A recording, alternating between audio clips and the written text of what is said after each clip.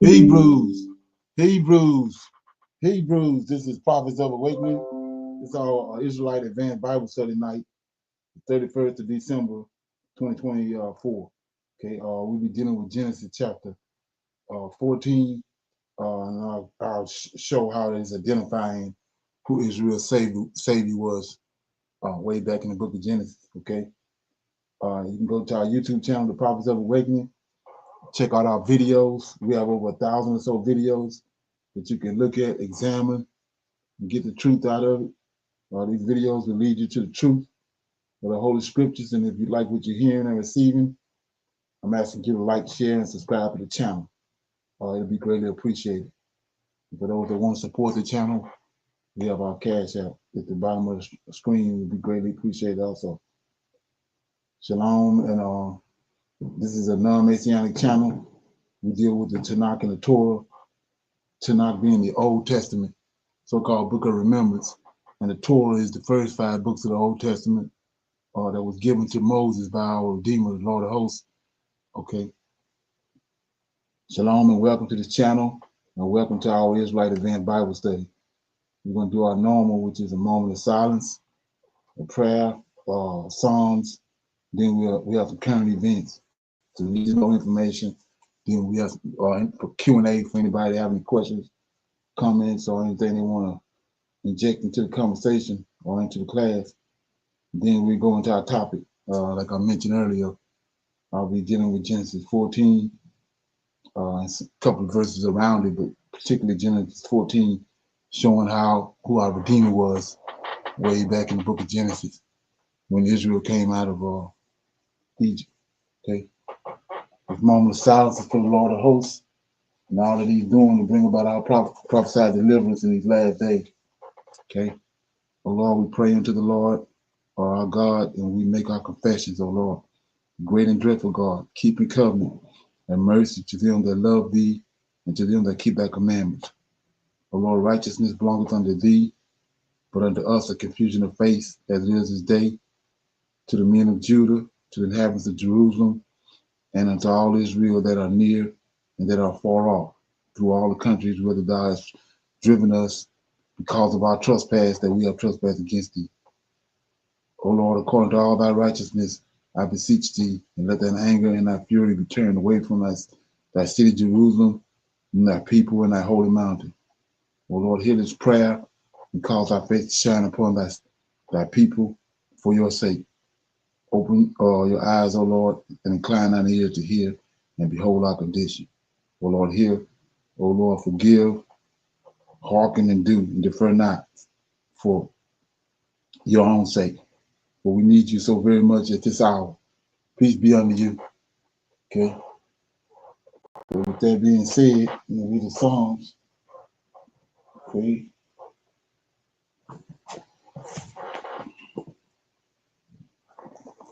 I think we had Psalm 21.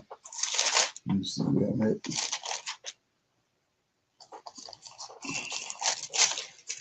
Okay. Praise for victory. It's a Psalm of David. Psalm 21.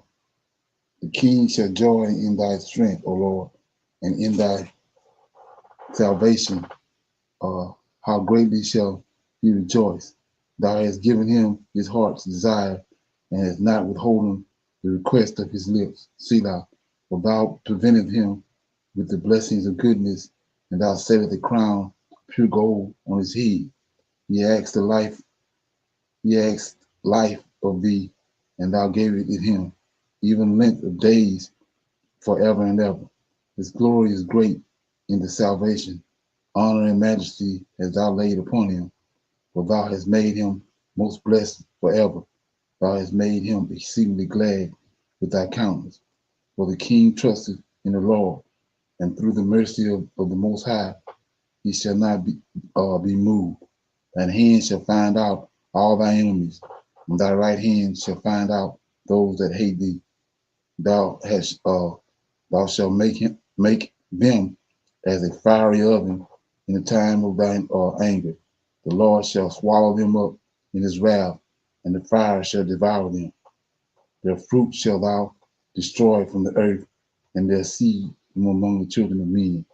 For thou inherited, for they intended evil against thee. They imagined a mischief device which they are not able to perform. Therefore shalt thou make them turn on their backs, and thou shalt make ready thine arrows upon the strings against the face of them. But be thou exalted, Lord, in thine own strength. So will we sing and praise thy power. So that was Psalm 21. It's praise for glory. It's a Psalm of David. Anybody have any comments on that? Anything stand out you want to talk about?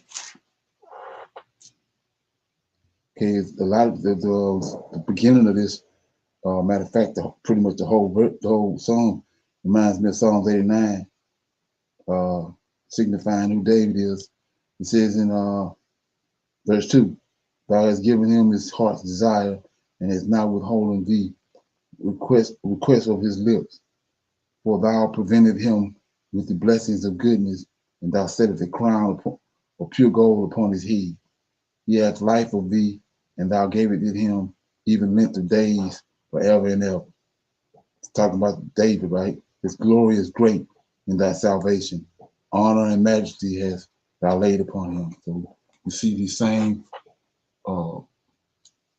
remarks in Psalm 89. Okay, so you want to check that out, Psalm 89. Okay, so we'll go to some current events. Like I said, the normal do is played and then we'll break it down. Bill signing blitz on Christmas Eve. He is now on his way to the U.S. Virgin Islands to spend time with his family the week leading up to New Year's. But before leaving, the president was busy able to sign 50 bills into law, including one that formally makes the bald eagle the country's official bird. CBS News congressional correspondent Scott McFarland joins us now with more on all of this. Scott, good to see you. So what are some of the other pieces of legislation that Biden signed on Christmas Eve? This whole range of things that is now law, starting with bald eagles and concluding with a hazing bill that many people, many activists have been pushing forward to address college hazing. The anti-hazing law signed by President Biden would require schools to report annually incidents of hazing on their campuses. Federal law already requires schools to report safety issues, safety incidents on campuses. That now expands to include hazing. You also see at the bottom of your screen the No Corruption Act. That's actually addressed at members of Congress to deny members of Congress who are convicted of public corruption issues, bribery, fraud, from collecting federal retirement benefits. That doesn't come at a moment of trivial nature. It doesn't come in a vacuum, Chanel. It comes the same year we saw members of Congress either convicted of or plead guilty to corruption issues. Bob Menendez, the New Jersey senator, convicted at trial. George Santos, the former New York congressman, pleaded guilty to face sentencing in February. Not a trivial moment for that issue. But also, we saw Paris Hilton lobbying Congress in recent weeks, trying to get through a law that President Biden signed, among the others, that would crack down on abuse of young people in residential treatment facilities. Wide range of laws, but this is typical at the end of a Congress, the end of a presidency, when they're finishing up old business. And Scott, we also saw President Biden grant clemency to some federal inmates earlier this week. Say more about that. Yeah, that's firing up the talk radio circuit this holiday week. 37 of 40 men on federal death row have had their sentences shifted to life in prison instead of the death penalty. Donald Trump's already picked up on that, arguing that President Biden is going soft on crime or sending a message that is not of deterrence by doing so. The president has said that this is a shift from a policy of death penalty to a policy of life imprisonment to show the next administration what priorities should be. But to be clear, this is 37 out of 40, Chanel. 3 people will remain on federal death row, including the mass shooter from South Carolina, from the church, from Pittsburgh, from the synagogue, and the Boston Marathon bomber. Look for that to be an issue President-elect Trump picks up on before he takes office. Is something he argues is a misstep by President Biden. All right. And we also know President Biden has now less than 2 weeks to make a decision on the deal between Japan's Nippon Steel and U.S. Steel. So what do we know about where he stands on this issue today? An odd issue of parallel between President-elect Trump and President Biden. Nippon Steel and U.S. Steel, that merger has caused any amount of controversy in steelmaking communities. Think about Western Pennsylvania, Southeast Ohio, areas in which Democrats and Republicans have been fighting some pretty vicious battles to court voters. The CFIUS agency, the Committee on Foreign Investment in the United States, came back with a mixed bag of results as it analyzed the national security impacts of a Japanese steelmaker taking over a U.S. steel company, a legendary U.S. steel company. President Biden could be the ultimate arbiter here, whether to stop this merger or whether to allow it to go through. There are arguments that the Japanese are well-resourced, could breathe some new life into those U.S. steel mills. There's also the argument that that is giving a foreign country too much power over a critical U.S. industry. We wait. Okay, any comments on that?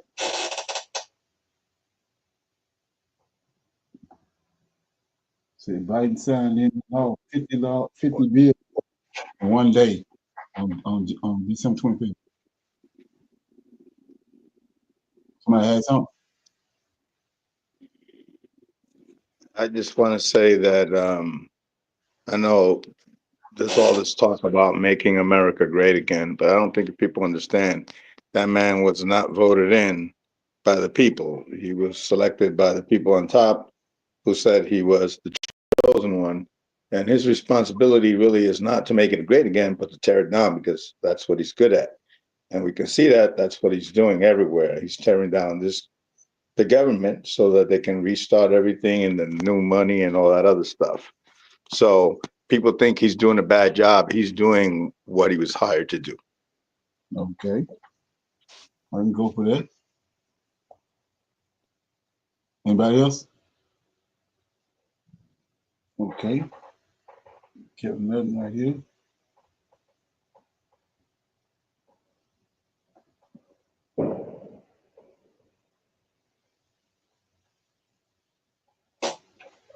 Okay.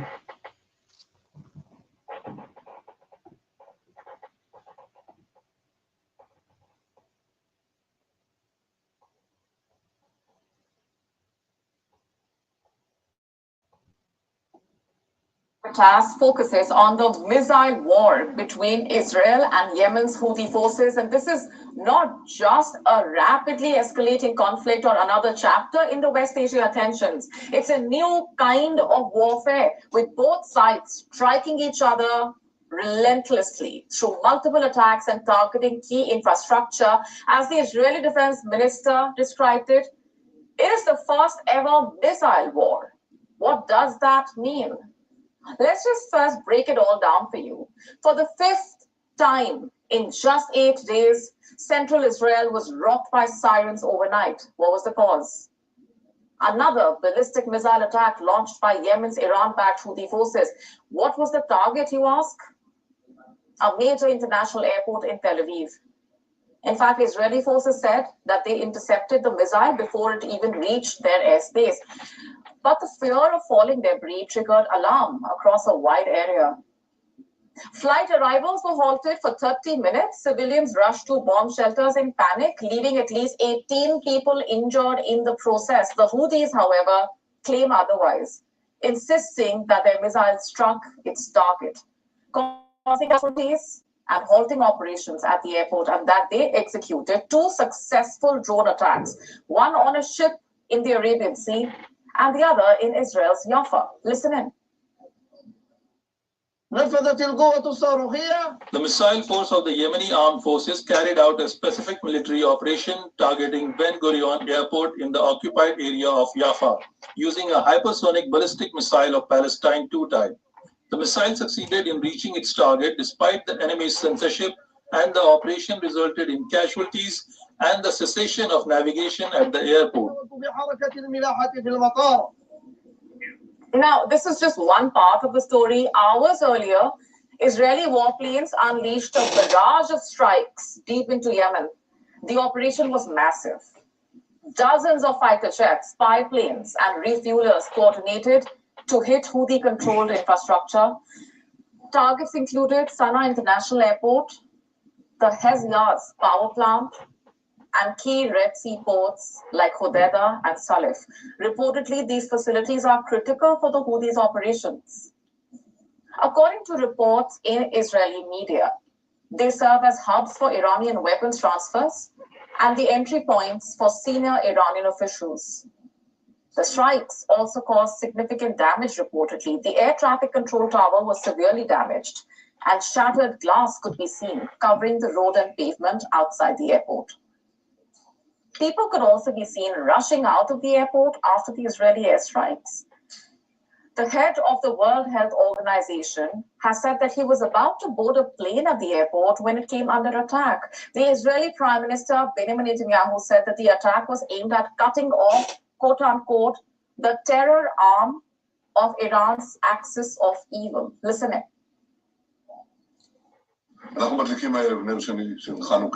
Tonight, we light a second Hanukkah candle. We are in the war of revival, the generation of the Maccabees today. A little while ago, the Air Force attacked targets of the Houthi terrorist organization in Yemen, both on the coastline and in Sana'a. We are determined to root out this terrorist arm of Iran's axis of evil. We will persist in this until we complete the job.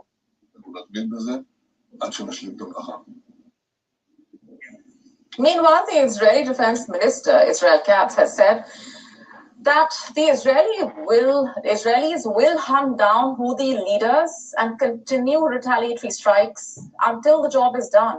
Listen in. We've just seen a precise operation by the Israeli Air Force hitting specific Houthi targets in Yemen, at the airport, at the port, as we said.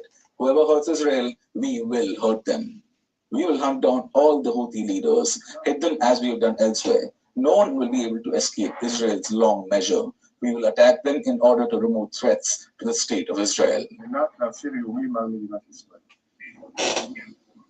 Okay. Any comments on that? I thought that when Israel returned back to the land, it's supposed to be in peace, right?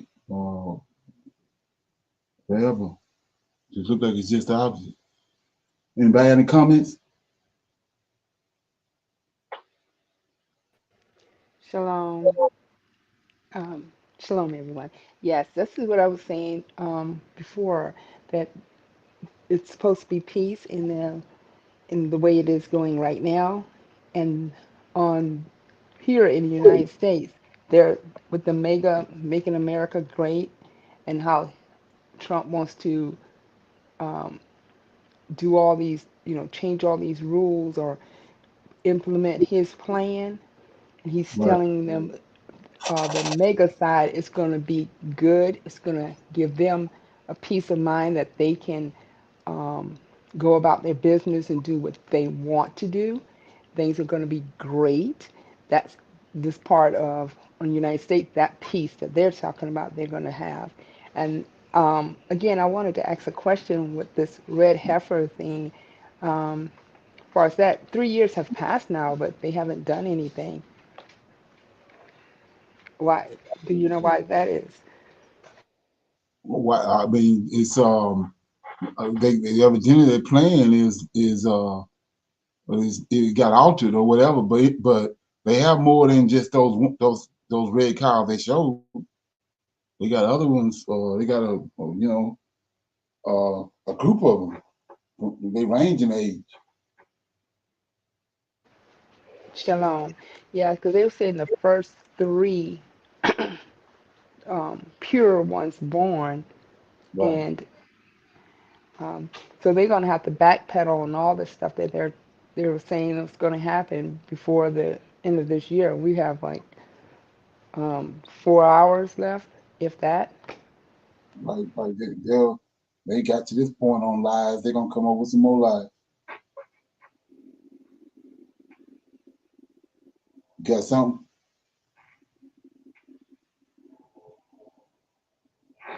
Comments? Well, I just wanted to say that it didn't matter if those were pure or not. The people that would be sacrificing were not pure, will not be accepted from them anyway. Okay. Accepted from who? If it's the Israelis, if they're the ones doing it, Right. they've been doing that for a while, and I've been hearing about that. But I'm saying, what good is it? I mean, if it's going to be given by their hands, the Almighty's not going to accept that, right? Nah, I ain't gonna They're not accept that.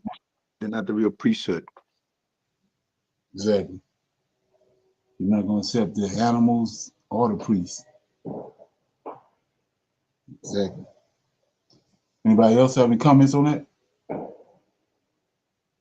Okay, I thought this is pretty interesting right here. It's like some need to know information. It's about that a fog, some kind of mysterious fog. I don't know if anybody heard anything about it. Here we go. Hello, everybody. Welcome back to the channel. So there has been a lot of talk of the suspicious fog that's been seen worldwide. Now, some are asking, should we be concerned? I took a look at this because we too saw fog, but I automatically said, well, maybe it's because we've had this strange weather.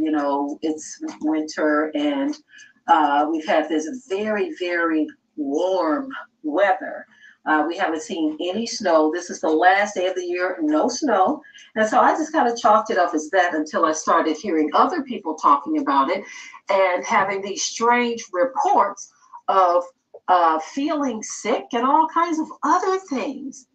They were talking about strange odors and smells and all of this. So I decided to do some digging. And I want to share with you what AI has uncovered concerning this strange fog. Take a listen at what AI is reporting on this. It's kind of tripped out. Take a listen at this. Of course, I will be right back. Recently, there's been a lot of buzz about a strange fog that's been reported in various parts of the world, including the UK, the US, and Canada too. This fog, often referred to as FOGVID-24, has been causing quite a stir due to its unusual characteristics and the health issues people have reported after exposure. The fog has been described as thick and lingering, with many individuals experiencing cold or flu-like symptoms after coming into contact with it. These symptoms include runny nose, fever, fatigue, headaches, and sore throat. The phenomenon has led to widespread concern and speculation about its origins. Okay. Introducing the new Patriot Power Generator 2500X.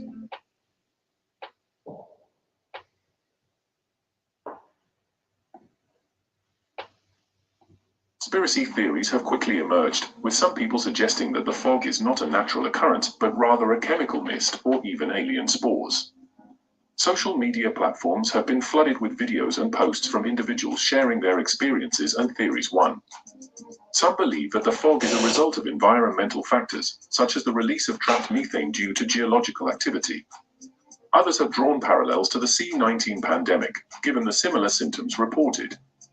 While these theories are intriguing, it's important to approach them with a critical mind and rely on scientific evidence. The true cause of this unusual fog remains unclear, and further investigation is needed to determine its origins and potential health impacts. In recent weeks, an unusual and dense fog, dubbed FOGVID-24, has been reported in various regions across the globe, including the United States, Canada, and the United Kingdom. This fog has been described as thick, lingering, and unlike anything seen before. The fog has caused significant disruptions, affecting transportation, visibility, and daily life. One of the most alarming aspects of FOGVID-24 is the health issues reported by individuals who have been exposed to it. Many people have experienced cold or flu-like symptoms, including runny nose, fever, fatigue, headaches, sore throat, and general malaise. These symptoms have raised concerns about the potential health risks associated with the fog and have led to increased public anxiety. Scientists and meteorologists are actively investigating the origins and nature of this fog. Some theories suggest that the fog could be a result of unusual weather patterns, possibly linked to climate change or other environmental factors. Researchers are conducting studies to analyze the composition of the fog and its potential impact on humans. These are reporting on this as well as what individuals are reporting as far as their own personal experiences. Listen to what people are saying about this fog and what's happening with them. Some people are reporting that there's a smell. Some people are saying they're getting sick. Some people don't know what to think. So take a listen at this. And of course, I'll be right back. Low visibility in spots due to some dense morning fog. Tonight we've got fog along the river and into western Iowa, zero visibility, which is being impacted not only by the fog, but still seems to be fairly dense at this hour. Outside Heathrow Airport, the air traffic control tower is barely visible. Emerging from the fog, this plane is one of the flights that made it. Has anybody else noticed it's been foggy for days now? And the internet never fails to let me know what's happening. The first thing I saw said this is all down to geoengineering. What's that? I have no idea. Another thing I saw said it's down to chemtrails. If you don't know what chemtrails are, if you look at an airplane flying over and you see like water vapor coming out the back, a lot of people believe that's something dodgy by the government. Hey, now another theory that is quite interesting is the government doesn't want you to see what's in the sky. Now, I'm not too sure what that means, but one thing the fog did stop me seeing was the horse racing was on ITV. Couldn't even see the horses running. Weird. And then another theory, which is the obvious one, UFOs causing all this fog. But there are some people saying it could just be fog.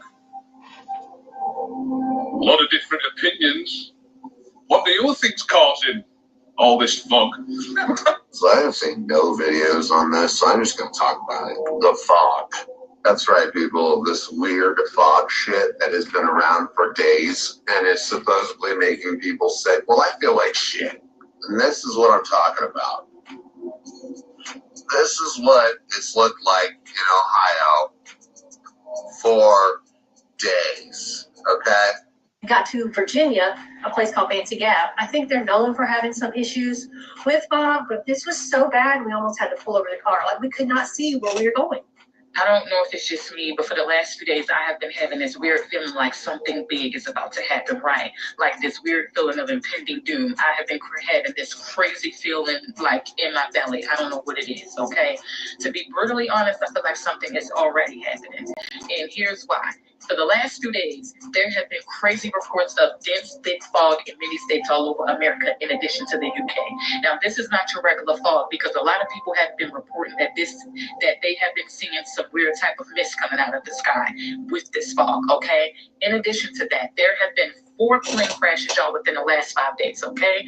3 of those plane crashes occurred within the last 24 hours. You had one on Christmas Day in Kazakhstan, and then within the last 24 hours, you had one in South Korea, Nova Scotia, as well as Norway. In addition to that, y'all, so many people have been reporting this weird sickness, where as though they're having muscle soreness, sore throat, body aches, nausea, vomit, and dizziness, the whole 9. And they said that this sickness has just been coming out of nowhere. I don't know about you, but I feel like something big is happening or about to happen, and these people just not telling us. What are your thoughts? Okay. Any comments on that? Anybody hear anything about that? It's funny that she should say that because I've been feeling like that for some time, that there's some impending doom just right around the corner. Here we have just recently, they called a bunch of jets. Now they're training here. They say military training, but we know they're getting ready for some kind of war. They wouldn't be doing that right now. And I just think it's kind of crazy because there's just a lot of stuff going on out here. I'm right where I'm staying. There's these things in the air. I don't know what they are. I mean, they're not drones, they're not planes. People are seeing it and nobody knows what it is and nobody seems to care. Okay. Anybody else? Shalom. When I heard it, that's what I thought about. With the dense fog, they could have been, have those drones up within the fogs doing something. But some people were getting sick when they were spotting a lot of drones in different places, and it says some of the drones put out a mist or something like that. So it could be whatever they had in the air. Start to accumulate and caused this dense fog. But usually when we have the fog, it lets up really quick, like the morning fog. But it lasted in North Carolina for about today, around about 8:30, and usually it's gone. And it was really still real dense this morning. Right. Anybody else? Yeah. Notice before the fog even came, you heard anything about the fog? They said that some of those UFOs or some of those supposedly drones was spraying out a certain type of mist. And listening to this, they were saying that it was something fog. It was something else in the mist. It was a fog, but it was a mist inside the fog. So could it be that the fog is keeping us from seeing what the drones are shooting out? Okay, could be that.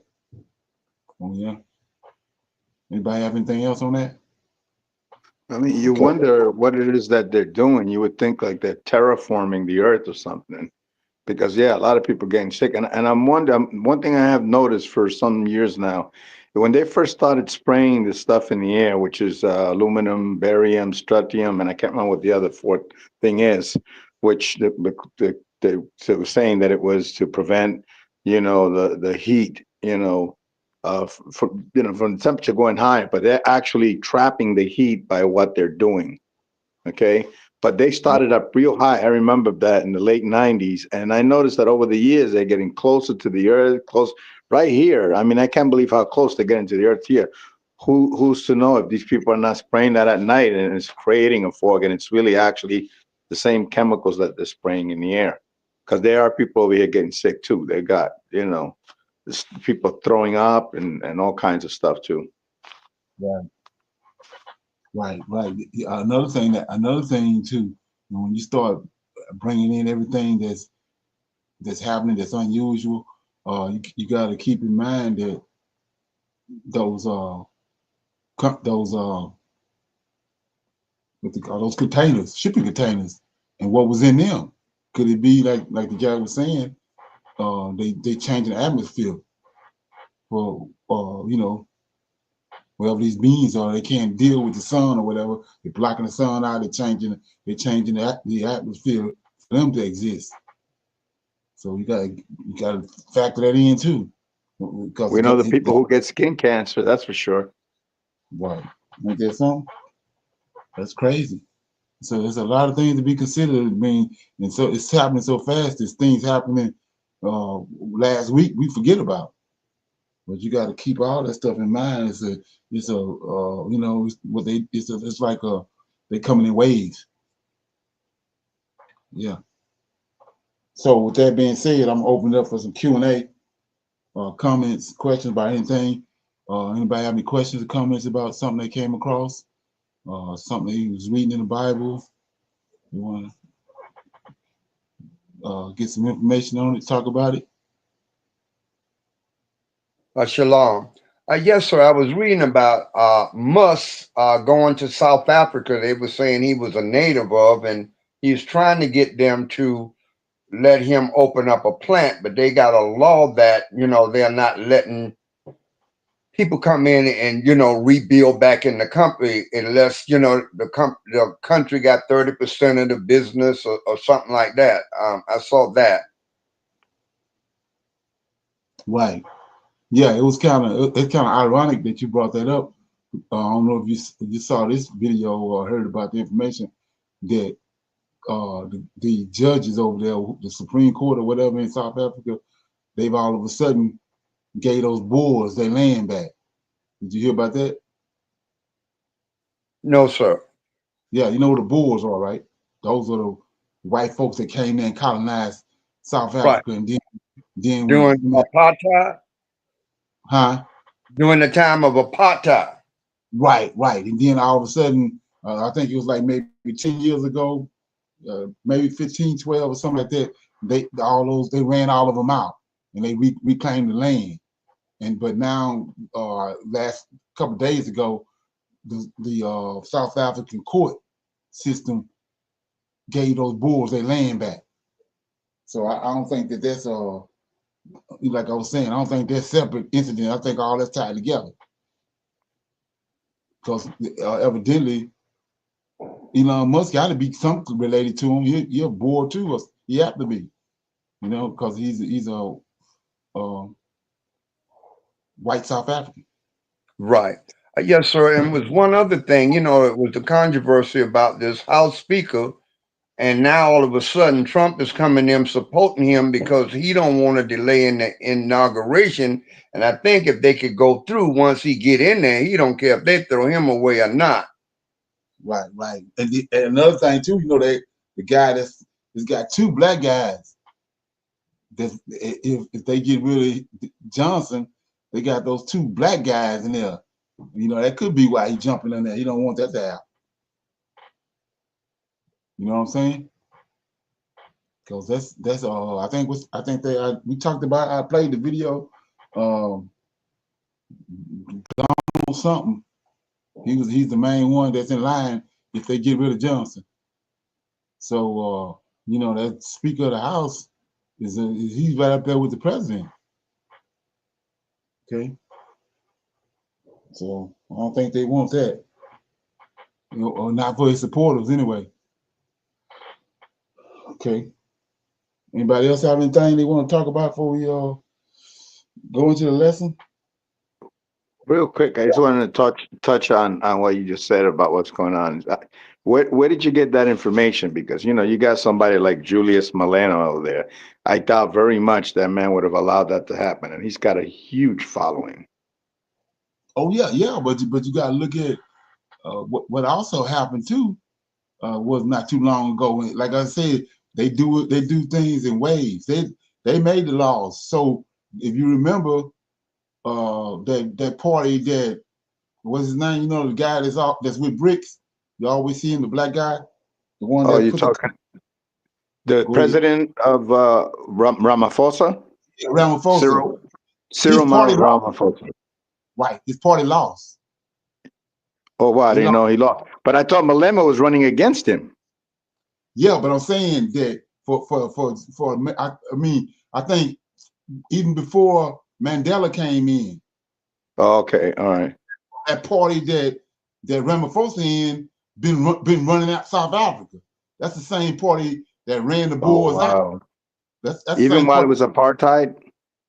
Yeah, they ran the Boers out, but they just lost the majority in this last election cycle.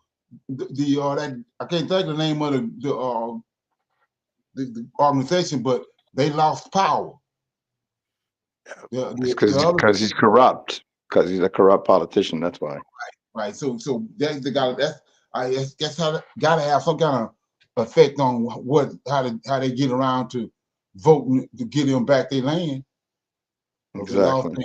Yeah. So all that's tied together, and then you got to look at America's role in it too, the West, because they trying just like they trying to get rid of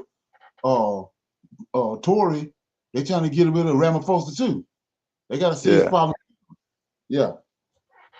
Well, I mean, what I see is going on to me is a positive thing with Ibrahim Traore and Mali and Niger getting together, and some of the Chad and some of the other countries are getting together, and just what was that? It's a Gabon. They're also kind of joining in. So to me, I see a movement, a positive movement that is going to reverse anything that these white South Africans think they're going to be able to do over there. Right. They see what's happening, but they're not gonna lie down and not put up a fight. They're trying to. It's actually scripture. We talked about it on here. That's actually scripture what we're looking at, because that's when you go back to when the land was divided up by the angels during the time of Peleg. He said 70 angels, the earth was divided up, and the Lord of hosts got that region, Sahel. What they talking about that's in the news. Yeah, the Sahel region. Right, that's his land. So we see prophecy coming to pass because they waking up. Those are Israelites. I believe that. I mean, he even praised, the Almighty. He did himself. Ibrahim Traore. The first thing he did above everything. That's why I respect the man. After that, I've been following him. He's a good man. Right, exactly. Shalom. And one more other thing, they're saying that France is continually trying to create an assassination plot to get him, to get, I guess it's Tory. Right, yeah, trying to get, Ibrahim Tory. And I made that statement. You have to keep your eyes on Ghana, because when he first started, when he first started rising to power and started getting recognition, that president from Ghana jumped out and tried to get that ECOWAS to come in and attack him and overthrow him and put the other guy back on the throne, but it didn't work. Now all of a sudden Ghana want to join them. So that's shady to me. That's Adu, whatever it's like. It has a weird name. What I find very interesting, just back in history, when the beginning was like indentured servants, that they were let free or whatever, and they were invited to go to Ghana for freedom or whatever, and they were brought back into slavery again. And I'm thinking they're doing the same thing. They're giving us free citizenship. They're saying, come on out there. Of course, you don't really actually get it until 7 years later. But I find it strange because Ghana was one of the ones that also sided with that group that you're talking about, that was going to actually attack Burkina Faso and Mali and Niger. So I find that really odd. Right.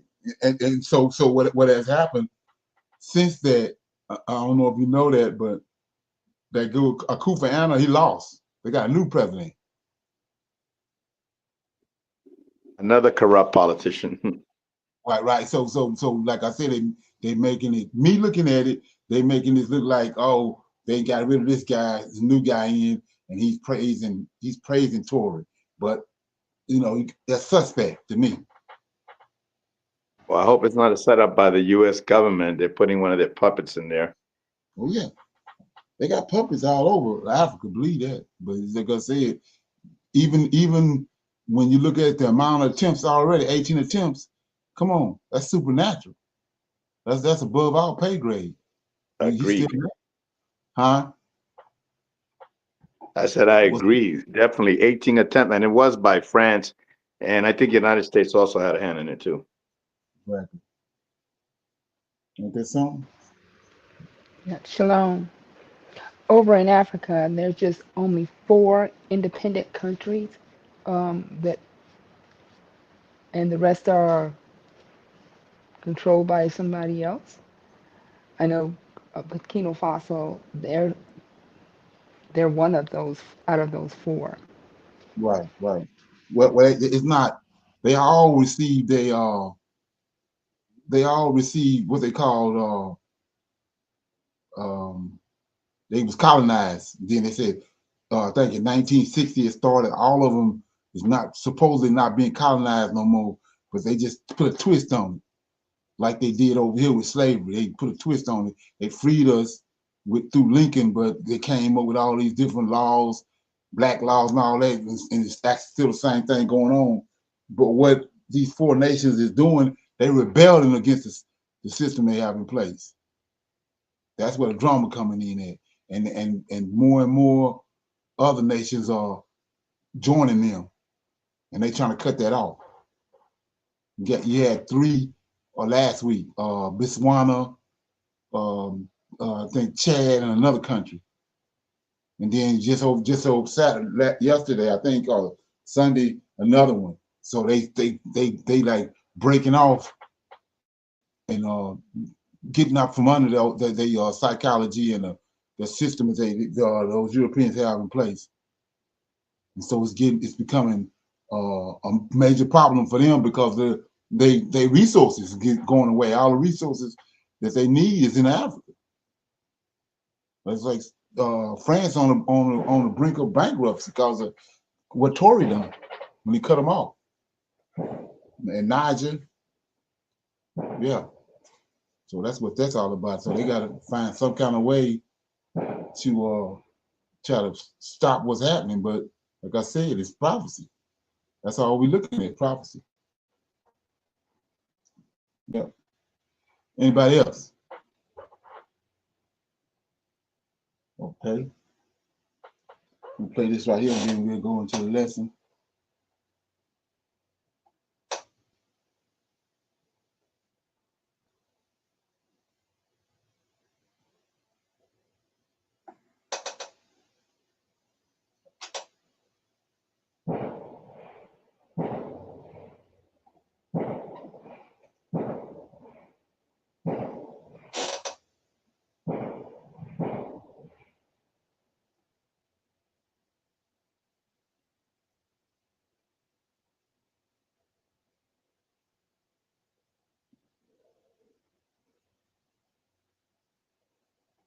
Millions and millions of people all across the United States are starting to worry. And it is because cities, counties, and states are all panicking. Simply because the CDC is now tracking the bird flu virus and they're watching for pandemic red flags. Yes, in this past week, we have seen and we have heard that the CDC, they are confirming that the first bird flu case has mutated. That is the thing that we were most worried about, and it's actually happened. Today I'm explaining what's going on, how California is on high alert because 70% of their dairy cattle are infected. Another state has to kill off potentially 1 million chickens, and we still don't know how this virus is transforming and infecting others. So I'm gonna break all this down in just a moment, explain what is going on and why starting January 1st, which is tomorrow, we may see a different approach as to how we move through this. Because again, we've already been through a pandemic, and many people say that we can't suffer the same consequences we did then today. So we'll see what happens moving forward. But there's one thing I do want to ask you. There's one thing, it takes 2 seconds. Go ahead, hit that like button if you enjoy these daily updates. And now let's begin.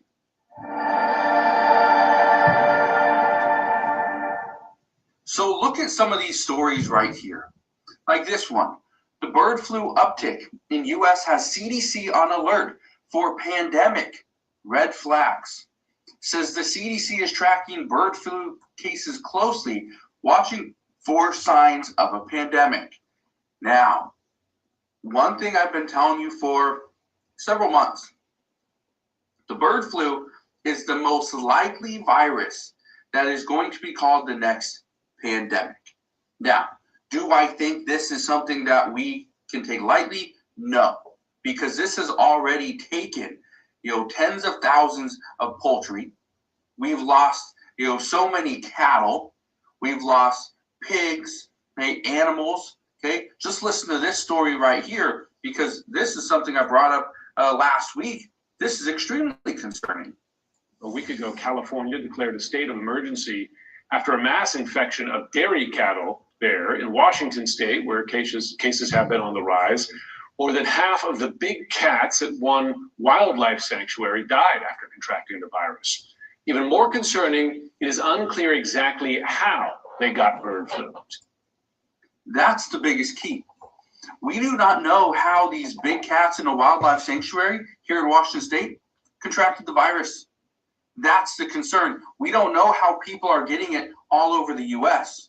Okay? Look at this map right here. This is the human bird flu infections. 66 confirmed cases, 11 in Washington state. Keep in mind, Washington state is where the first COVID case was reported.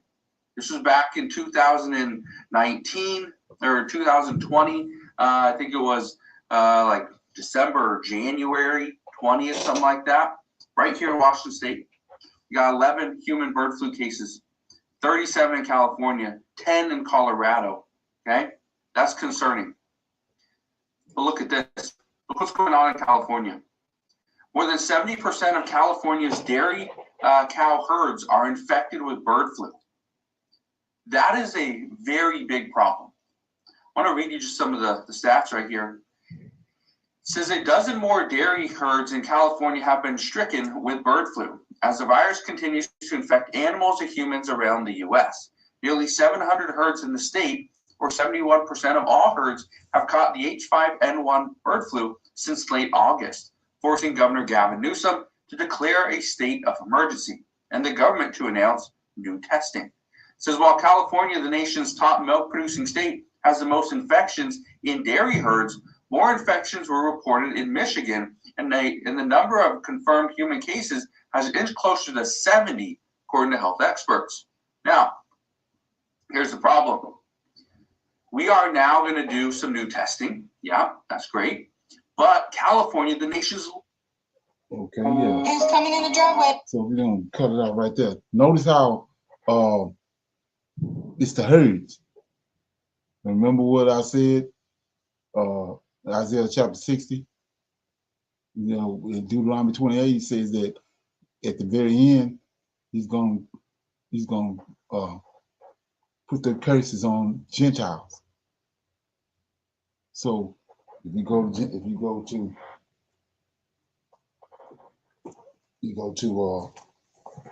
Isaiah 60, right? A lot of people read over this, you know what I'm saying? I guess I think a different type of way, I guess. But go to Isaiah chapter 60, and it says,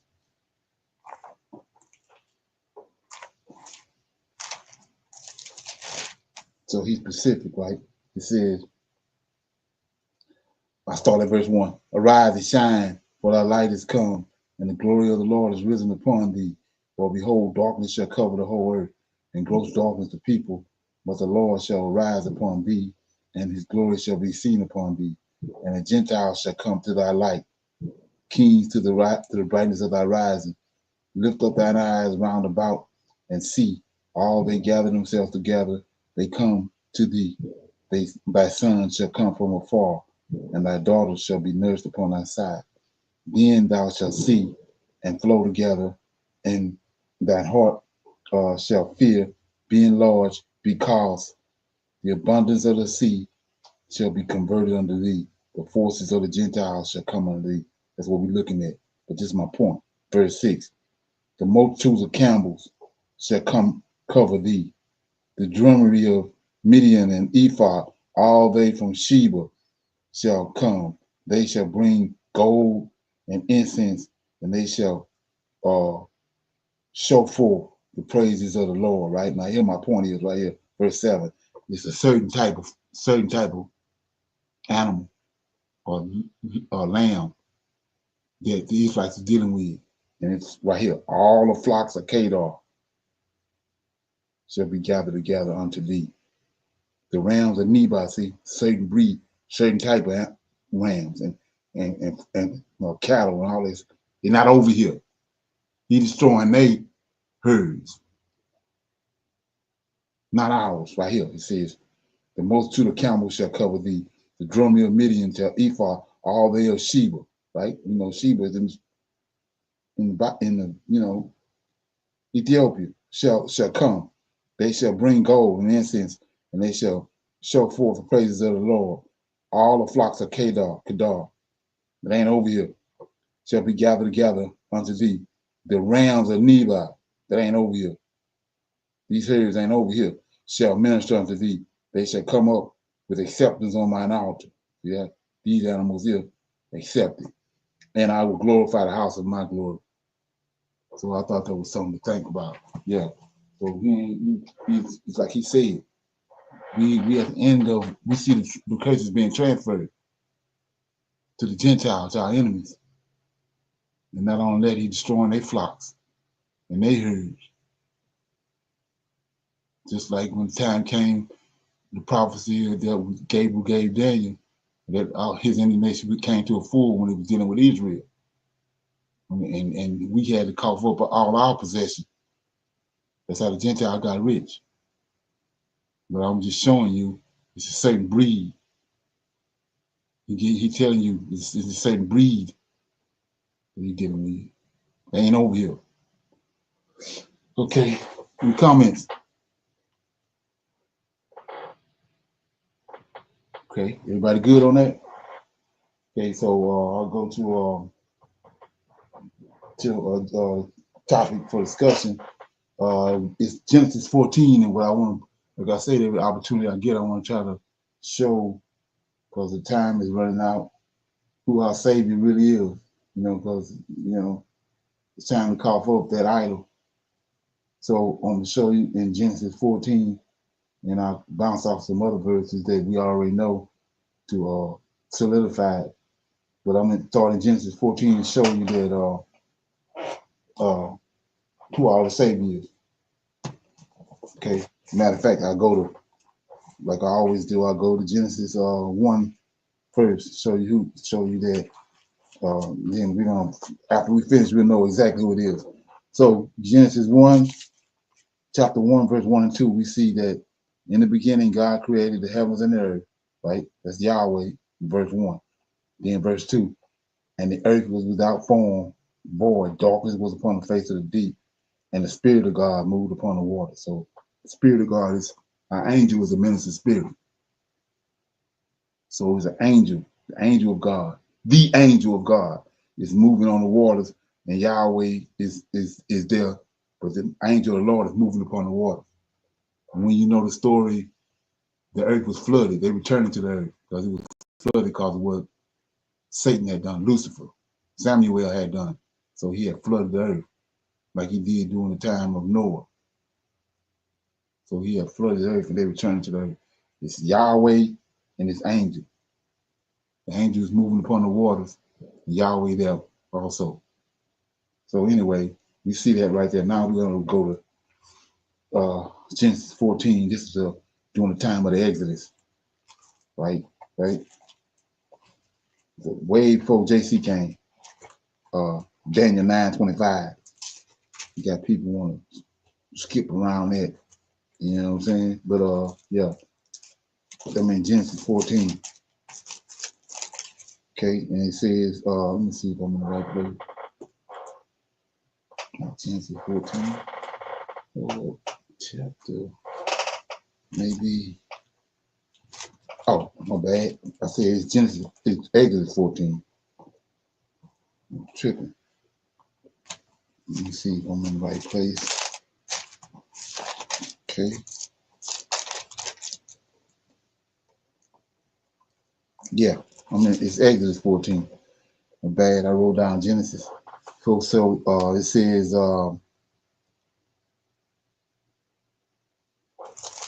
I start in Genesis. Start at Genesis 13, and then we'll lead up to 14. The Lord, this is chapter Genesis, Exodus 13. Exodus 13, I start at verse 1. And the Lord spake unto Moses, saying, Sanctify unto me all the firstborn, whosoever openeth the womb among the children of Israel, both of men and of beasts, it is mine. And Moses said unto the people, Remember this day in which ye came out from Egypt, out of the house of bondage. For by strength of the hand of the Lord brought you up out from this place. There shall no leavened bread be eaten. This this day came ye out in the month of Abib, and it shall be when the Lord shall bring thee into the land of the Canaanites and the Hittites and the Amorites and the Hivites and Jebusites, which he swore unto thy fathers to give thee, a land flowing with milk and honey, that thou shalt keep this service in this month. 7 days thou shalt eat unleavened bread, and in the seventh day it shall be a feast to the Lord. Unleavened bread shall be eaten 7 days, and there shall no leavened bread be seen with thee. Neither shall there be leaven seen with thee in all thy quarters. And thou shalt show thy son in that day, saying, This is done because of that which the Lord did unto me when I came forth out of the land of Egypt. And it shall be for a sign unto thee upon thy hand, and for a memorial between thine eyes, that the Lord's law may be in thy mouth. For with a strong hand have the Lord brought thee out of Egypt. So I'm going to stop right there. I want to go back 2 things that's important. Verse 1, chapter Exodus 13:2, and notice what it says, right? And a lot of us don't read what it's saying, right? It says, sanctify unto me, right? Talking to Aaron and Moses, sanctify unto me all the firstborn, right? What firstborn? Whatsoever openeth the womb among the children of Israel, both man, see that? Both man and of beast, it is mine. Man and beast, remember that. So now we over here in verse 7. Unleavened bread shall be eaten 7 days, and there's he talking to the priest, right? And Moses. No leavened bread shall be seen with thee, neither shall there be leaven seen with thee in any of thy quarters. Now here you go. 8. And thou shalt show thy son in that day. Thou shalt show thy son in that day, saying, this is done because of that which the Lord did unto me when I came forth out of Egypt. And it shall be for a sign unto thee upon thine hand, and for a memorial between thine eyes, that the Lord's law may be in thy mouth, and with a strong hand have the Lord brought thee up out of the land of Egypt.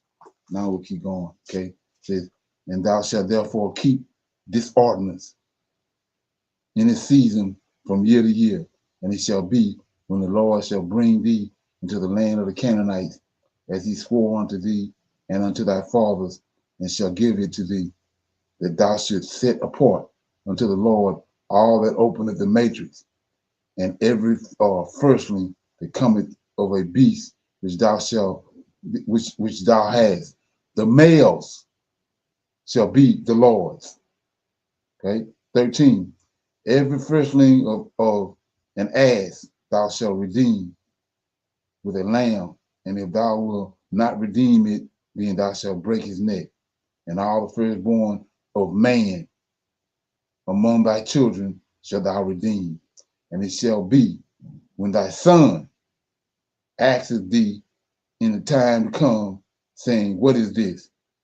That thou shalt say unto him, by strength of hand the Lord brought us out from Egypt, from the house of bondage. We're going to see who this Lord is in a minute.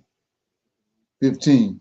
It came to pass when the Pharaoh, it came to pass when the Pharaoh would hardly let us go, that the Lord slew all the firstborn in the land of Egypt, both the firstborn of man and the firstborn of beasts.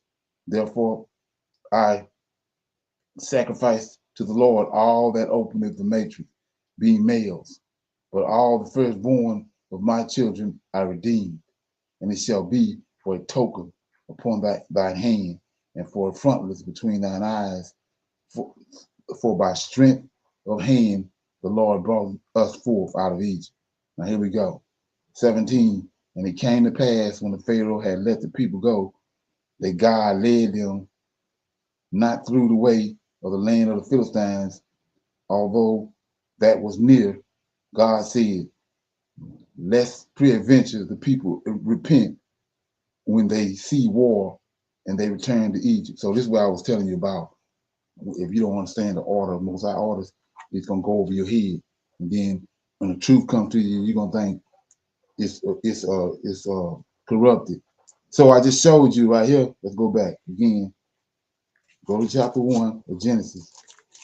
I told this the trick they used when they said two things. They said that God, they want you to, they throwing you off with that word God. You know, you got to rightly divide it, just like you have to rightly divide Lord. So it says, in the beginning, God, that's Yahweh, created the heavens and the earth. Then verse 2, the earth was without form and void. Darkness was upon the face of the deep, and the Spirit of God moved upon the face of the water. That's an angel, the angel of God, Michael, right? And Yahweh is there. So if you can't go and say, by myself, I created this, you know, that's injected, that was injected, because we see right here, he ain't by himself. So why would the creator of all things say he by himself and he ain't by himself? We looking at it. He ain't by himself. We was talking the other day in Ezekiel chapter 1 when these prophets letting us know what they see. They go out their way to explain to you what they see. He said he saw a cloud, and then it was enfolded in itself. Then he says Yahweh was in the cloud, and 4 angels was in the cloud with him. So he ain't by himself. So that should let you know right there it's a dead cat on the line, because he ain't by himself, and that means he ain't said that. He ain't by himself. So I just showed you that was Yahweh, and his angel, the angel of the Lord, his right hand man. It was Yahweh and him in Genesis 1 and 2. Now we're in the Exodus, coming out of Egypt, right? And I'm in Exodus 13 and 17. It came to pass when the Pharaoh had let the people go, that God, that's who in Genesis 1 and 1, led them not through the way of the land of the Philistine, although that was near, for God said, let peradventure the people repent when they see war and they return to Egypt. But God led the people about through the way of the wilderness of the Red Sea, and the children of Israel went up harnessed out of the land of Egypt. And Moses took the bones of Joseph with him, for he had straightway sworn to the children of Israel, saying, God will surely visit you, and ye shall carry up my bones away from hence with you. And they took their journey from Succoth and encamped in Etham, in the edge of the wilderness. And the Lord went before, here you go, right here. And the Lord went before them by day in a pillar of a cloud, like they go to cloud again, to lead them the way, and by night in the pillar of fire to give them light to go by day and night. He took not away the pillar or the cloud by day, nor the pillar of fire by night from before the people. Right now, here we go. Now we in 14.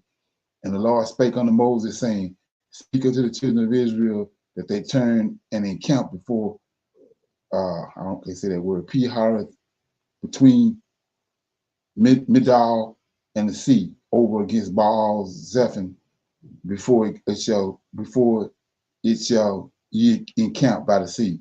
For the Pharaoh will say of the children of Israel, they are entangled in the land, and the wilderness hath shut them in. And I will harden the Pharaoh's heart, that he shall follow after them, and I will be honored upon the Pharaoh and upon all his hosts, that the Egyptians may know that I am the Lord. And they did so. And it was told the king of Egypt that the people fled.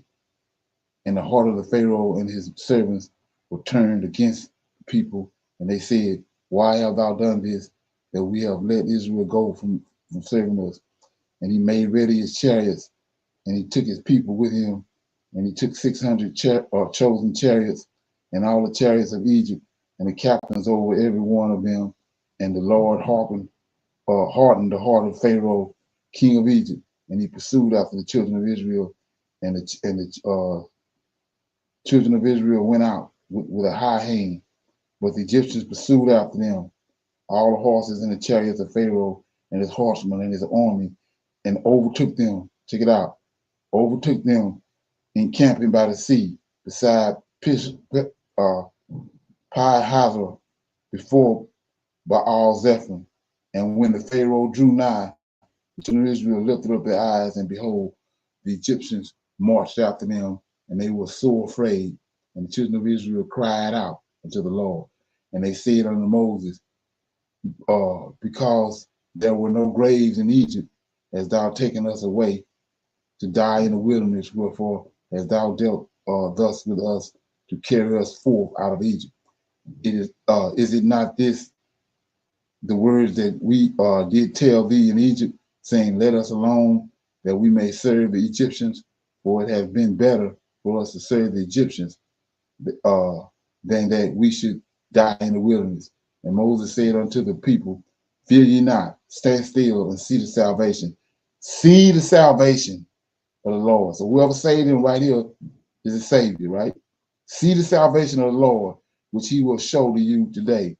For the Egyptians whom ye have seen today, ye shall see them again no more forever. And the Lord said, shall fight for you. The Lord shall fight for you, and ye shall hold your peace. And the Lord said unto Moses, wherefore criest thou unto me? Speak unto the children of Israel that they go forward. But lift up thy rod and stretch forth thine hand over the sea and divide it, and the children of Israel shall go on dry ground through the midst of the sea. And I beheld, I will harden the hearts of the Egyptians, and they shall follow them, and I will get me honor upon the Pharaoh and upon his host, upon his chariots and upon his horsemen. And the Egyptians shall know that I am the Lord. See that? I am the Lord, when I have gotten me honor upon the Pharaoh and upon the chariots and upon his horsemen. Now here you go, 19. And the angel of God, see that? We were just reading over there, it was God, Yahweh. Now we see, just like in Genesis 1 and 2, and now the angel of God which went before the camp, see that? The angel of God which went before the camp of Israel removed, check it out, and went behind them. And the pillar of the cloud, which was from before the face, stood behind them, right?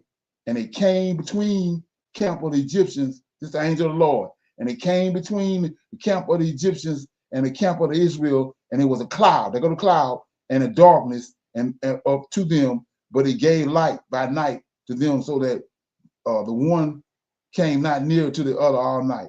Now here you go. And Moses stretched out his hand over the sea, and the Lord caused the sea to go back by the strong east wind all that night, and made the sea dry land, and the waters were divided. And the children of Israel went into the midst of the sea upon the dry ground, and the waters were a wall unto them on their right hand and on their left. And the Egyptians pursued and went in after them to the midst of the sea, even to all the Pharaoh's horses, his chariots, and his horsemen. And it came to pass that in the morning watch, the Lord looked upon the host of the Egyptians through the pillar of the fire. See that? I told you it's more than one of them in the cloud. So you got to look at that. So how the hell is it me alone? It's a dead counter line. But anyway, he says, it came to pass that in the morning watch, the Lord looked into the host of the Egyptians through the pillar of the fire and of the cloud, and troubled the host of the Egyptians. He took off their chariot wheels, and they drove them heavily, so that the Egyptians said, let us flee from the face of Israel, for the Lord fighteth. See that? The Lord, not God, the Lord fighteth for them against the Egyptians. And the Lord said unto Moses, stretch out thine hand over the sea, that the waters may come again upon the Egyptians, upon their chariots and upon their horsemen.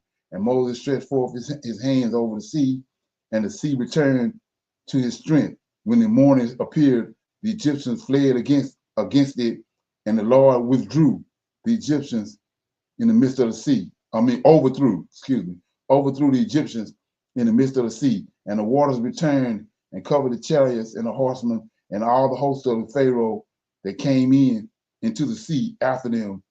And there remained not so much as one of them. But the children of Israel walked upon dry ground in the midst of the sea, and the waters were a wall upon them on the right hand and on the left. Now here you go. Here go your answer. Thus the Lord saved. See that? The angel of the Lord that moved around behind the Egyptians and came in between the Egyptians and them. Says now, the Lord, 30, the Lord saved. Here go your Savior right here. The Lord saved Israel that day out of the hands of the Egyptians, and Israel saw the Egyptians dead upon the seashore. And Israel saw that the great work which the Lord did upon the Egyptians, and the people feared the Lord. See that? And believed the Lord and his servant Moses. So you say, well, if that ain't good enough for you, well, let's go to Judges right quick. You're gonna see why he said this. Judges, right? It's gonna go along with the narrative in the New Testament. So I'm in chapter 2. what we just read.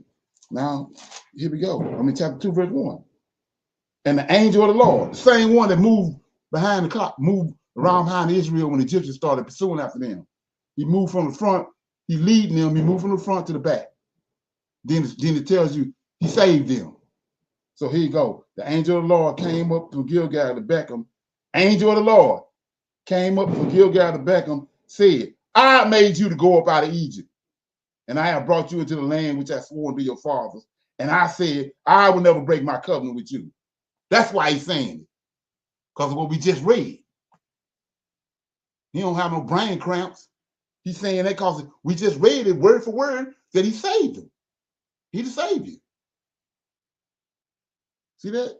And then you say, what are you talking about? Let's go to Exodus. Back to Exodus right quick. Okay. Exodus chapter 23. And you go to 20. So I told you, God is Yahweh, the Lord is not Yahweh. So verse 20 said, the Lord, Yahweh is on the mountain talking to Moses. He says, verse 20, behold, I sent an angel. What angel? The same one that just told us that in Judges. And the same one that moved from the front of the Israelites at the Red Sea and went to the back behind them. The same one that appeared on the mountain as a burning bush to Moses says, behold, I sent an angel before thee to keep thee in the way. We just saw where he was at and leading the Israelites. Then when they got in trouble, he moved to the behind them and defended them and saved them, right? So he says, behold, I sent an angel before thee to keep thee in the way, bring thee into the place which I have prepared. Beware of him, obey his voice, provoke him not, for he will not pardon your transgression, for my name is in him. See that? So we don't get no plainer than that. So he ain't saying that he got the covenant just for the hell of it. It wasn't no misprint. When you go back and look at what's being said in the proper content, then you see exactly what's going on. Any questions or comments?